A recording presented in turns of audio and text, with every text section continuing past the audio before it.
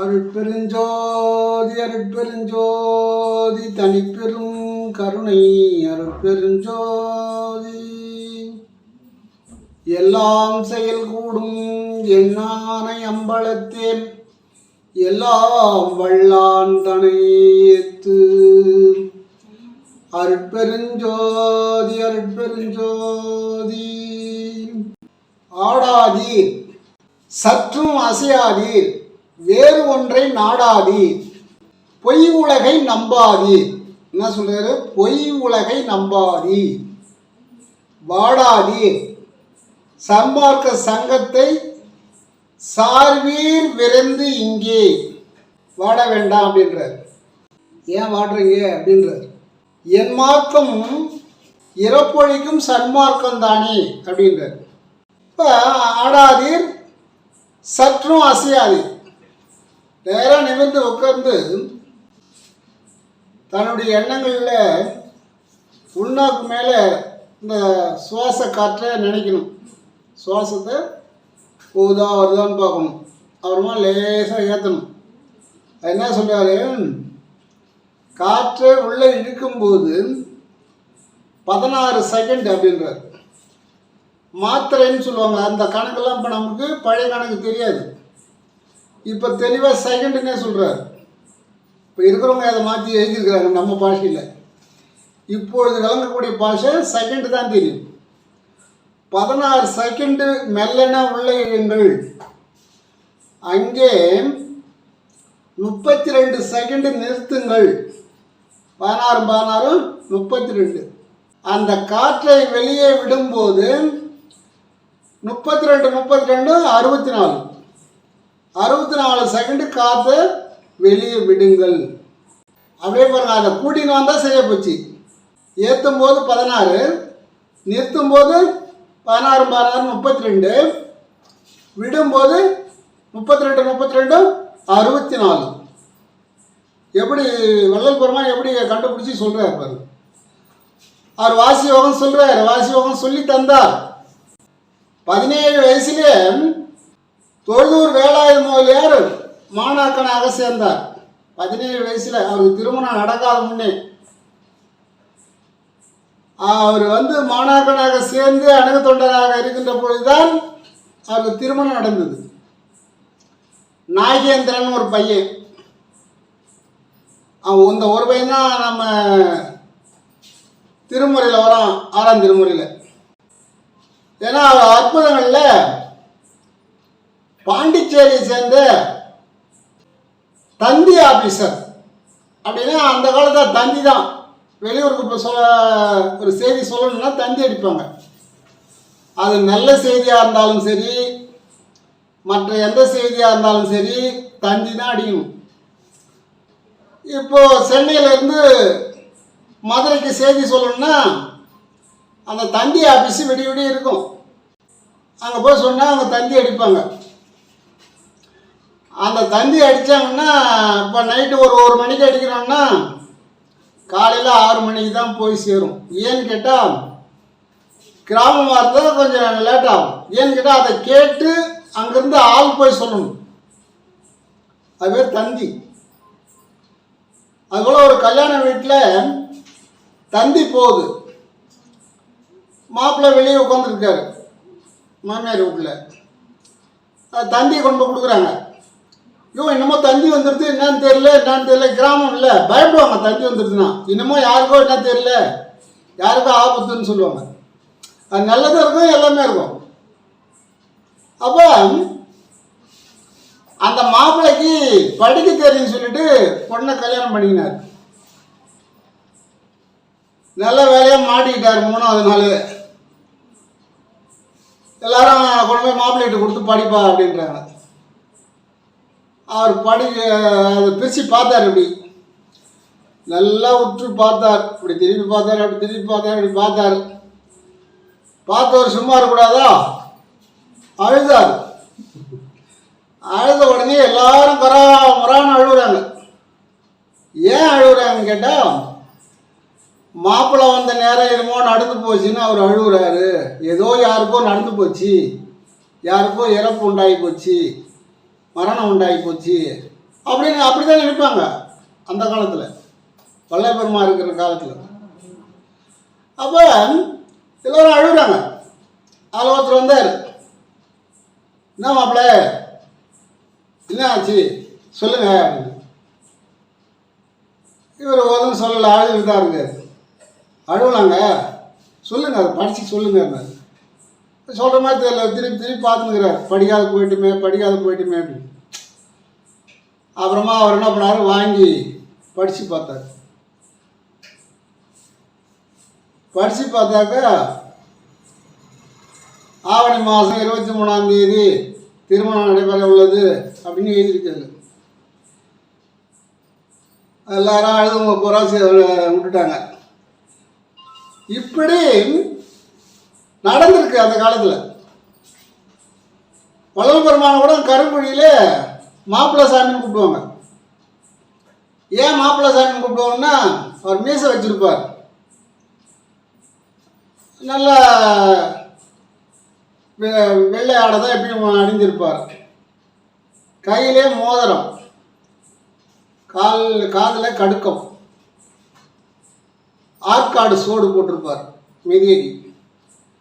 வெளியே போனார்னா மாப்பிள்ளை மாதிரி தெரியும். ஆனால் அவர் எண்ணம் பூரா கடவுள் நிலையில் இருக்குது. பார்க்குறவங்க அவர் பார்க்கும்போது மாப்பிள்ளை மாதிரி இருப்பார்னு மாப்பிள்ளை சாமின்னு சொல்லுவாங்க. அதுபோல் அந்த தந்தி ஆஃபீஸர் பாண்டிச்சேரி சேர்ந்தவர், அவருக்கு 7 மொழி தெரியும். அவர் வள்ளல் பெருமானை பற்றி எல்லோரும் பேசிக்கிறாங்க. பெரிய மகான், நம்ம எதை கேட்டாலும் சொல்கிறாரு, எந்த அச்சத்தை கேட்டாலும் சொல்கிறாரு அப்படின்னு சொல்லி பேசிக்கிறாங்க. அப்போ அந்த தந்தி ஆஃபீஸருக்கு பிடிக்கல. ஏன்னு கேட்டால், சிலர் வளரும் போது போராமல் வந்துடும். போராமப்பட்டு அவருக்கு பிடிக்கல. என்ன படிக்க தெரியாதுன்னு சொல்றீங்க, அவர் போய் பெரிய ஆளுன்றீங்க. நான் 7 மொழி தெரியும், எனக்கு ஒரு மொழியை விட அவருக்கு தெரியாது அப்படி அப்படின்னு ஒரு தலைக்குறவாக பேசுகிறார். அதுவும் சொல்கிறாங்க அங்கே உள்ளவங்க பாண்டிச்சேரியில், இப்படிலாம் சொல்லாதீங்க, ஏன்னா நேரில் போய் அவர் கேள்வி கேளுங்க அப்படின்னு. ஏன் இதுக்கு சொல்ல வரேன்னா, அவர் கேள்வி கேட்கறதுக்கு வந்துட்டார். வடலூர் பெருவெளியை அடி வைக்கிறார். அப்போது வள்ளல் பெருமான் என்ன சொல்றார், தர்மசாலையில், வேலாயுத முதலியார் உன் பையன் நாகேந்திரனை கூட்டினு வா அப்படின்னு சொல்கிறார். வேலாயுத முதலியார் எப்போ போய் சேர்ந்தார், 17 வயசில் போய் சீடனாக சேர்ந்து அதன் பிறகு திருமணம் செய்து வச்சு அவங்களுக்கு குடும்பம் நடத்துக்க வேண்டிய பணம் உதவியெல்லாம் செஞ்சிருக்கிறார், பொருள் உதவியெல்லாம் வள்ளல் பெருமான். என்னை போல் இருந்துவிடக்கூடாது அப்படின்னு. இதுதான் உங்களுக்கு சொல்கிறேன். ஆடூர் சபாபதி சிவாச்சாரியார் ஐயர் 20 வயசில் போய் சீடனாக சேர்ந்தார். அவருக்கும் திருமணம் செய்து வச்சார். காரணப்பட்டு கந்தசாமி 20 வயசில் போய் சீடனாக சேர்ந்தார். அப்போது வள்ளல் பெருமானுக்கு 35 வயசு, காரணப்பட்டு கந்தசாமிக்கு 20 வயசு, ஆடூர் சபாபதிக்கு 19 வயசு, தொழுதூர் வேலாயுத முதலியாருக்கு 17 வயசு. இவர்களுக்கெல்லாம் திருமணம் செய்து வைத்து அவர்களுக்கு பொருள் உதவியும் கொடுத்து குடும்பம் நடத்த சொன்னவர். அதுக்காக தான் இந்த இதை சொல்கிறேன். அப்போ வேலாயுத முதலியார் உன் பையன் நாகேந்திரனை கூட்டினார், 4 வயசு பையன். அப்போ குடும்பம் அங்கே தான் இருந்திருக்கிறான்னு நினைக்கிறேன், வடலூரில். வேலாயுத முதலியார் 4 வயசு பையன் வந்தான். அவனை கையை பிடிச்சார். நாகமணி ஒரு சந்தேகம் தீர்ந்து போச்சா அப்படின்னார். நான் நாகமணி என்ன பண்ணார், தந்தி ஆஃபீஸரு, அங்கே வந்த உடனே அவர் கை காலெலாம் நடுக்கிற மாதிரி இருக்குது, பிபி ஏறி போச்சு. ஏன்னு கேட்டால், வள்ளல் பெருமான்கிட்ட ஒரு சக்தி இருக்குது, அது வாலிகிட்ட இருந்ததாக சொல்லுவாங்க ராமாயணத்தில். வாலி என்ன பண்ணுவான்னு கேட்டால், அடுத்தவனுடைய வலுவை இழுக்கக்கூடிய சக்தி வாலிக்கு உண்டு. அதான் ராமர் மறைஞ்சிருந்து பானத்தை போட்டார். ராமரே நேராக போயிருந்தால் அவருடைய சக்தியை பூரா வாலி இழுத்துட்டு இருப்பார். அதுபோல வள்ளல் பெருமானுக்கு அடுத்தவங்களுடைய சக்தியை இழுக்கக்கூடிய வல்லமை இருந்தது. இது யாருக்கும் தெரியாது, ரகசியமாக இருந்தது.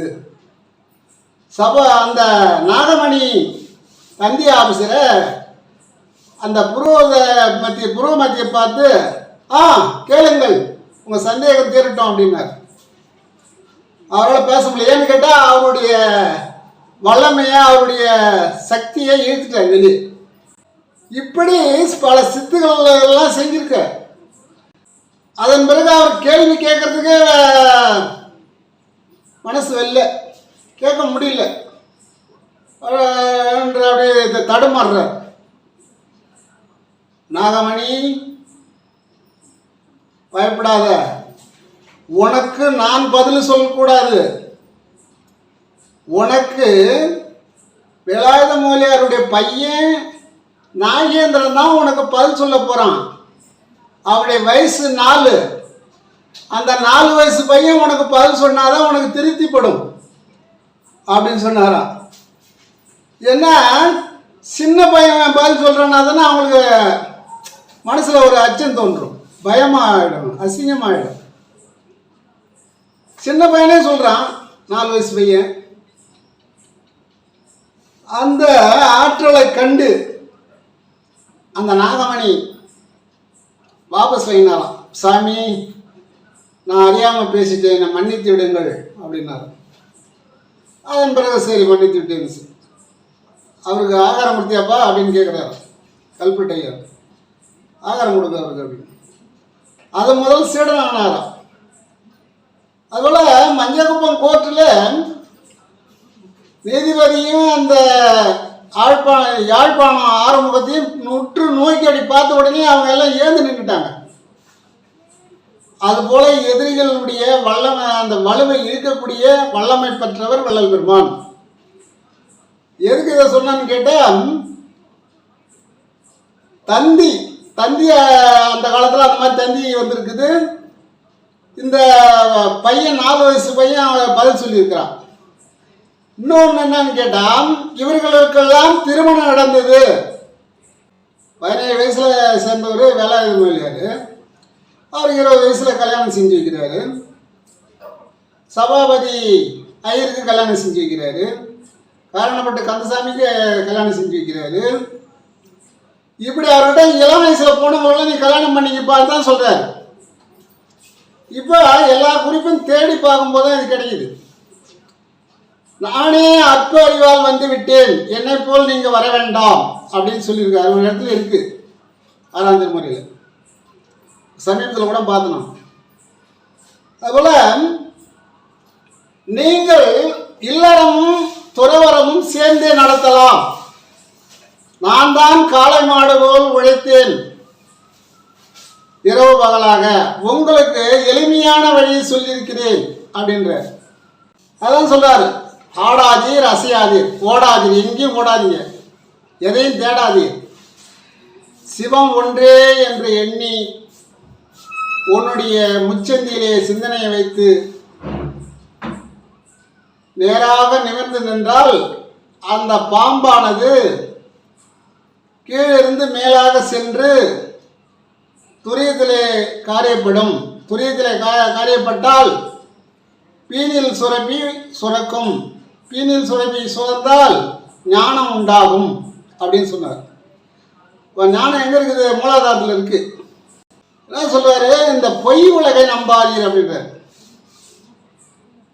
ஏன்னு கேட்டால் மெய்யை சொன்னால் அது வந்து தடுத்து சொல்லிக்கிட்டு தான் இருப்பாங்க, அது மறுப்பாங்க. அந்த பொய் உலகை நம்பாதி, அதை நம்பி வாடாது.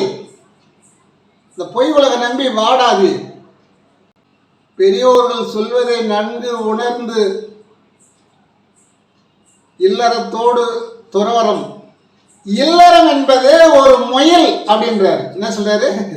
இல்லறம் என்பது ஒரு முயல். அந்த முயலையே நீ அடக்காவிட்டால், ஆன்மீகம் என்பது மதம் பிடித்த யானை அப்படின்றார். ஒரு முயலையே அடக்கலன்னு சொன்னா, ஆன்மீகம் என்பது ஒரு மதம் பிடித்த யானை. அதை எப்படி நீ அடக்க முடியும்? சிறு முயல் குடும்பம், அந்த குடும்பத்திலிருந்து அதை சரி செய்து அதை அடக்கி ஆண்டு வெளியே வந்தால்தான் இந்த ஆன்மீகம் என்று இறைவனை தேடக்கூடிய மதம் பிடித்த யானையை நீ வெல்ல முடியும் அப்படின்னு சொல்றார். 12 ஆண்டு தொடங்கி இன்றைய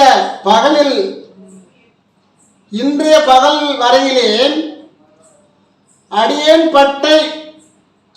பட்ட பாட்டை நினைக்கில், நான் பட்ட பாட்டை நினைக்கும் போது மலையும் கரையுமே அப்படின்ற. 12 வயசுல தொடங்கினேன், 51 வயசு வரைக்கும் நான் பட்ட பாடு. 51வது வயசுல தான் இறைவன் சாரட் வண்டியிலே வந்து எனக்கு காட்சி கொடுத்தான் சித்தி வளாகத்திலே. அன்றைய பகல்ல பாரார், 12 ஆண்டு தொடங்கி இன்றைய பகலில் வரையிலே அடியேன் பட்ட பாட்டை நினைக்கல். அவர் நினைக்கும் போது மலையும் கரையுமே கல்லும் கரையுமே அப்படின்றார். எளியன் பட்ட பாட்டை நினைக்கில் இரும்பும் கரையுமே. எளியோன் பட்ட பாட்டை நினைக்கும் பொழுது இரும்பும் கரையுமே என்றார். 2 இடத்துல அழுத்தமா சொல்லாரு, இரும்பும் கரையுமே அப்படின்னு. அவன் 12 வயசுல தொடக்கம், அது வரைக்கும் சிறு பிள்ளையாக இருந்தான். அவன் சின்ன குழந்தையாக இருக்கின்ற போது 5 மாத குழந்தையாக இருக்கின்ற பொழுது சிதம்பரம் தில்லையிலே என்னை ஆட்கொண்டான் இறைவன் அப்படின்னு சொல்றார். மேட்டுக்குப்பம் சித்தி வளாகத்தில் வரவங்களுக்கு உபதேசம் பண்ணிட்டு இருக்க. இங்கே ஞானசபை கட்டின்னு இருக்கிறாங்க. அதனால் இங்கே நாம் அவங்களுக்கு இடைஞ்சல் கொடுக்கூடாதுன்னு மேட்டுக்குப்பம் போயிட்டார். அங்கே போயிட்டாங்க ஜனங்க, போயிட்டு உபதேசம் கேட்குறாங்க. அப்படி உபதேசம் கேட்கும்போது ஒரு முடவாடு, அதான் ஒரு கால் முடம், அந்த முடவாடு என்ன பண்ணுதுன்னு கேட்டால் காதை அசைக்காம அப்படி காதை நேராக வச்சுக்கிட்டு, இந்த பசங்க வாத்தியார் பாடம் நடத்தும் போது கண்ணையே பார்த்துட்டு இருக்குமா அவங்க முகத்தையே. அந்த மாதிரி இந்த நொண்டி ஆடு அந்த காதை அப்படி அசைக்காம, காது அப்படி தொங்கிட்டு இருக்குல்ல, அந்த காதை அப்படியே நேராக அசைக்காம பார்த்துக்கிட்டு இருக்குமா அவங்க பேசுறத. அங்கே சொற்பொழி நடக்கிறத அது பார்த்து அப்படியே உன்னிப்பாக கேட்குமா. சொற்பொழி முடிந்த பிறகு அனைவரும் சித்தி வளாகம் வந்து சுற்றி வருவார்களாம். ஒரு சுத்து இந்த ஆட்டுக்குட்டியும் 3 காலால நொண்டி சுற்றி வருமா. சுற்றி வந்து அவரை பார்க்குமா, பார்த்து ஒரு சத்தம் கொடுக்குமா. சரி போ அப்படின்னு வரோம். போயிட்டு அங்கே படுத்துக்குமா. அவருக்கு தினமும் கருங்குழியிலேருந்து உணவு வருமா. கருங்குழியிலேருந்து புருஷோத்தம ரெட்டியார் ரோட்லேருந்து உணவு வருமா. அங்கேருந்து உணவு வரும்போது ஒரு முடவ ஆசிரியர், அதாவது திண்ணப்பள்ளி ஆசிரியர், அவர் ஒரு கால் முடம், அவர் எங்கேயும் போக முடியாது. இந்த முடவாடு 2 பேரும் இவரை நம்பி இருப்பாங்களாம். மேட்டுக்குப்பத்தில் வர ஆகாரத்தை 2 பேரும் கொடுப்பாராம். இந்த ஆட்டுக்குட்டிக்கும் அந்த ஆசிரியருக்கும் கொடுத்துட்டு மீதி இருந்தால் இவர் சாப்பிட்டு வரோம், இல்லைன்னா விட்டு வரோம். ஏன்னா இவர் 3 நாளைக்கு ஒரு ஐட்டம் கூட சாப்பிட்டு வரோம், 3 மாதம் ஒரு ஐட்டம் கூட சாப்பிட்டு வரோம், ஒரு நாளைக்கு ஒரு வேளை கூட சாப்பிட்டு வரோம். சோற்றிலே ஒருவன் விருப்பம் வைத்தால் அவன் செய்த தவமெல்லாம் ஆற்றிலே கரைத்த புலி போலாகுமே அப்படின்ற. சோத்துல விருப்பம் இல்லாத இருந்தாதே நீ செய்த தவம் பலிக்கும் அப்படின்ற. சோத்துல விருப்பம் வைக்காத, ஏதோ பசிக்குது சாப்பிட்றான் அப்படின்னு சாப்பிடு, இந்த சோத்தை நம்பி இருக்காத அப்படின்னு சொல்றார். அந்த முடவாடு வள்ளலார் மறைவுக்கு பின்பு அந்த ஆடு எங்கே தான் போச்சுன்னு தெரியலையாம். இது 6ஆம் திருமுறையில் எழுதியிருக்காங்க. அப்போ வந்தது யார்? வந்தது யாருன்னு கேட்டால் யாரோ ஒரு சித்தர். அவர் கூடு விட்டு கூடு பாய்ந்து இந்த ஆற்றினுடைய பரிசுத்தமான உடல் அதுக்கு. ஏன்னா எந்த வித எண்ணங்களும் கிடையாது இல்லை, மண்ணாசை பொன்னாசை எதுவுமே அதுக்கு கிடையாது இல்லை, எந்த ஆசையும் கிடையாது ஆட்டுக்கு. பரிசுத்தமான உடம்பு. யாரோ ஒரு சித்தர் தான் வந்து அந்த உடம்புலே காரியப்பட்டிருக்கிறார். இதே போல பாம்பாட்டி சித்தர் என்ன செஞ்சார்னு ஒரு அரசனுடைய உடம்புல புகுந்துட்டார். எப்படி புகுந்தார்னு, இவர் பாம்பாட்டி சித்தருடைய உடம்பை ஒரு இடத்துல விட்டுட்டு அரசன் தூங்கி இருக்கும் போது அந்த அரசனுடைய உடம்புல போய் இவர் காரியப்பட்டுட்டார் பாம்பாட்டி சித்தர். ஆனால் இவர் இறந்து விட்டதாக அங்க இருக்கிறவங்க நம்பிட்டாங்க. ஏன்னு கேட்டா அந்த படுக்கை அறையிலே ஒரு பாம்பு, செத்த பாம்பு கிடந்தது. அது எப்படி கிடந்ததுன்னு தெரியல, அது சித்தர்களுக்கு தான் தெரியும். அந்த பாம்பு கிடந்ததை பார்த்தாங்க, அரசன் இறந்து விட்டான்றத முடிவு பண்ணிட்டாங்க, பாம்பு கடிச்சிடுது அப்படின்னு. அதை செத்த பாம்பை போட்டு எல்லாம் அடிக்கிறாங்க. இவங்க எங்கள் ராசாவை கடிச்சிட்டியே, எங்கள் ராசாவை கடிச்சிட்டியே, எங்கள் ராசாவை கடிச்சிட்டியேன்னு போட்டு அடிக்கிறாங்க எல்லாம். செத்த பாம்பு அடிக்கும் போது அந்த ராணி பக்கத்தில் நின்றுந்தாங்க, ராஜாவுடைய மனைவி. என்னையா உங்களுக்குலாம் உங்களுக்கு என்ன விவரம் இருக்குது, அது கொடிய பாம்பாக இருந்தால் கூட செத்து போன பாம்பு அடிச்சுட்டு கிடக்குறீங்களே, நீங்களாம் என்னதான் நீங்கள் உங்கள் அறிவினுடைய ஒரு வளர்ச்சி இருக்குதா உங்களுக்கு அப்படின்னு கேட்டது அந்த அம்மா. ஏன்னு கேட்டாங்களாம், செத்து போச்சு அந்த பாம்பும், அதில் அடித்து என்ன புண்ணியம், அதை ஏன் சின்ன பின்னமாகணும், செத்து தான் போச்சு அப்படின்னு கேட்டாங்களாம் அந்த அம்மா.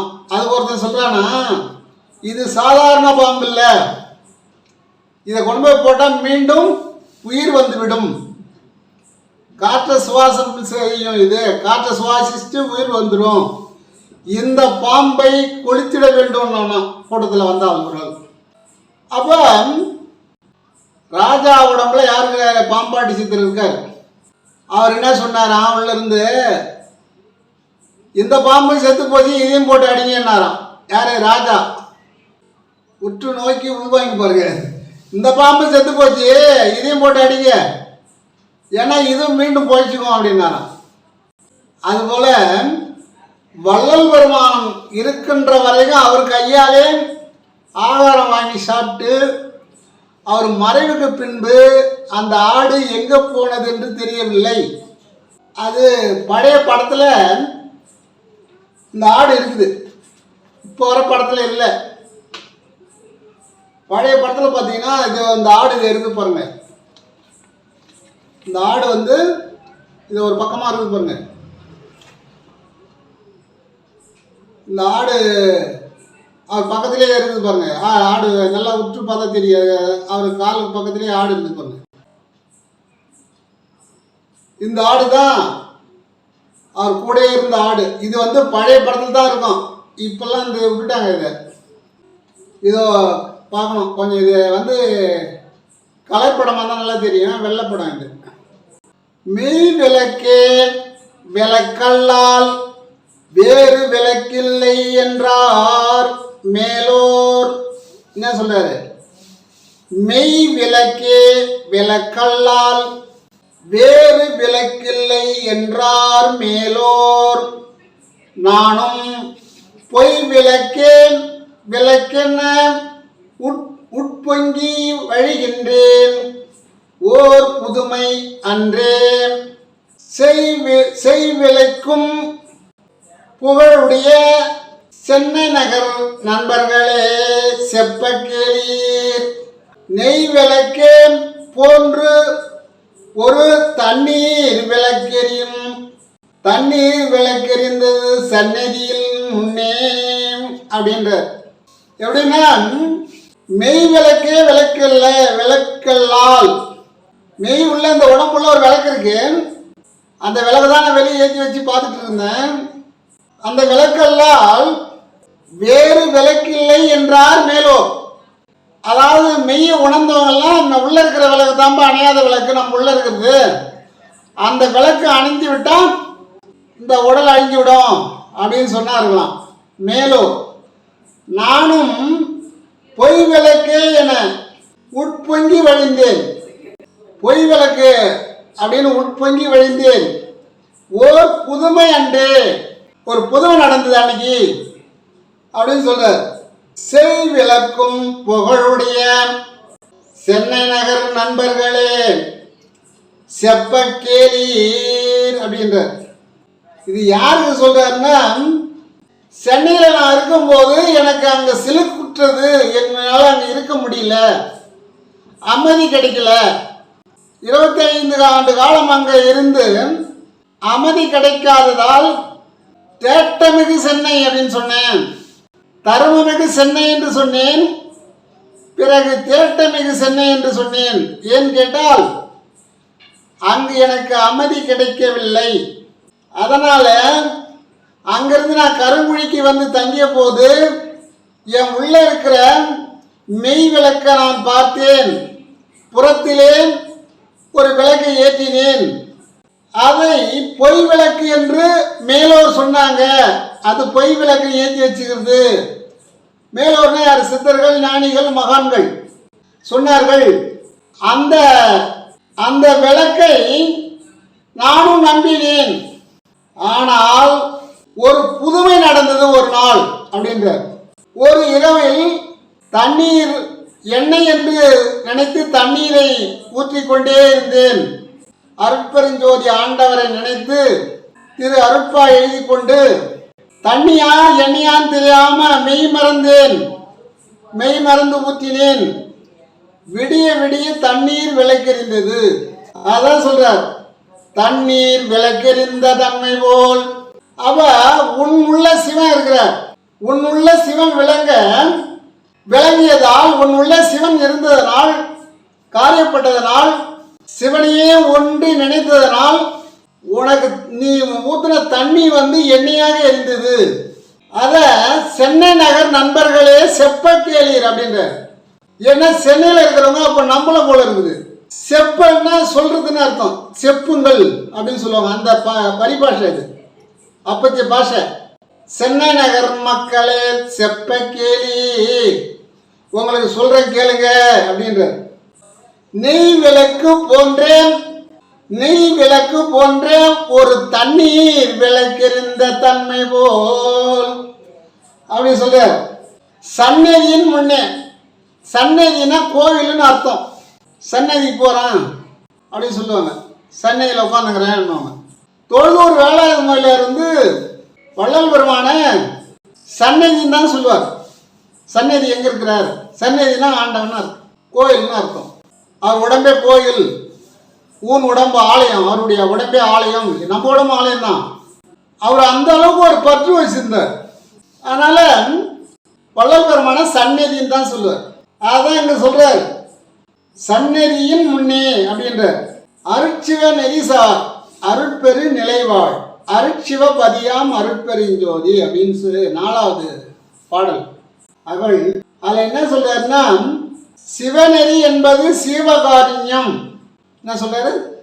அருட்சிவநெறி அப்படின்னா சிவநெறி என்பது சீவகாரியம். முதல்ல ஜீவகாரியம் தான் சொல்றாரு. பெருவாழ்வை அடைவதற்கு தவமே வழியாகும்.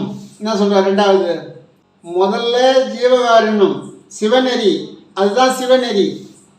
எல்லா சிவனுக்கும் நம்ம ஆகாரம் கொடுக்குறோம், அதனால அது சிவநெறி. ஆனால் பெருவாழ்வு அடைவதற்கு, பெரிய வாழ்வு அடைவதற்கு தவமே வழியாகும். என்ன நிறைய பேர் சொல்றாங்க, அவர் தவம் செய்யல அப்படின்னு. அவர் நிறைய தவம் செஞ்சிருக்கார். 6ஆம் தலைமுறை நல்லா படிச்சு பார்த்தோம்னா அதில் இருக்கு. ஏன்னா இதில் ஒரே வரி சொல்றாரு, அதுதான் உங்களுக்கு எடுத்து சொல்றேன். பெருவாழ்வு அடையணும்னு சொன்னா தவம் தான். தவம் இல்லைன்னா நீ யாருன்னே தெரியாது, இந்த உலகத்துக்கே தெரியாது. ஆனால் தவம் ஒன்னே வெளியே கொண்டாந்து விட்டுரும். நான் அறையில் இருந்தேன், என்னை ஏன் இறைவன் அம்பலத்தில் கொண்டு வந்தான் அப்படின்னு சொல்றாரு. தெருவில் கொண்டு வந்தான், நடு வீதியில் என்னை கொண்டு வந்தான் அப்படின்லாம் சொல்றாரு. ஏன்னு கேட்டால், நான் என்னை உலகத்துக்கு காட்டிக் கொள்ளக்கூடாது என்று நினைத்தேன். இருக்கிற இடம் இருக்க தெரியாம இருக்கணும்னு நினைத்தேன். இருக்கும் ரத்ன மொழியாரும் வேலாயுத மொழியாரும் இந்த பாடலை அச்சிட்டு மக்களுக்கு தெரியப்படுத்தின பிறகுதான் என்னை வெளியே இழுத்து விட்டார்கள். வீதிக்கு வந்தேன், நான் உள்ளே இருந்தவனை வெளியே இழுத்து விட்டார்கள் அப்படின்னு சொல்றார்.